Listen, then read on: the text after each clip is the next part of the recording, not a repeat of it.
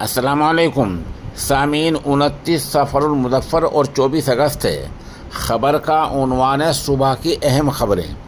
روس نے یوکرین کے ڈونیٹسک علاقے میں 2 گاؤں پر قبضہ کر لیا ہے اور قبضہ کرتے ہوئے علاقے میں 143 ٹھکانوں پر بمباری کی ہے۔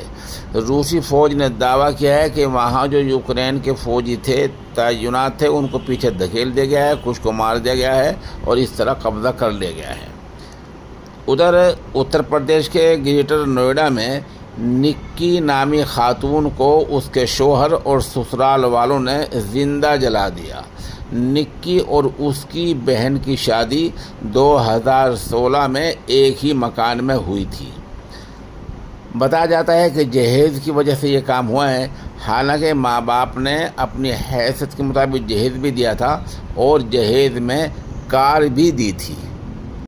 بتایا جاتا ہے کہ شوہر کا کسی اور لڑکی کے ساتھ افیئر چل رہا تھا، عشق چل رہا تھا اور کئی دن گھر نہیں آتا تھا اور گزشتہ 1 ہفتے سے کچھ جھگڑا زیادہ ہی چل رہا تھا۔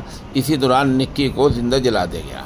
ادھر گجرات سے عجیب خبر آئی ہے، جہاں گجرات سرکار نے وزیر اعظم نریندر مودی کو بدھائی دینے کے لیے، مبارکباد دینے کے لیے اخبارات میں، ٹیلی ویژن میں اور مختلف پلیٹ فارموں پہ جو اشتہار چھپوائے ہیں، ان پہ صرف اور صرف 8 کروڑ روپے خرچ ہوئے ہیں۔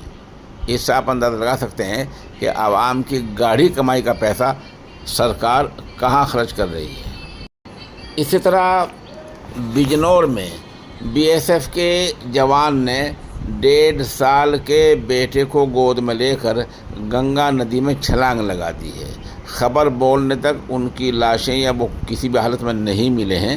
بتایا جا رہا ہے کہ 19 اگست کو بی ایس ایف کے جوان راہل کی بیوی منیشا ٹھاکر نے بھی اسی طرح چھلانگ لگا دی تھی، اس کا بھی ابھی کوئی سراغ نہیں ملا ہے۔ یہ صبح خبریں ہیں، ہم چاہتے ہیں کہ آپ ان پہ رائے دیں کہ ہم اس سلسلے کو آگے اور مزید کس طرح بہتر بنا سکتے ہیں۔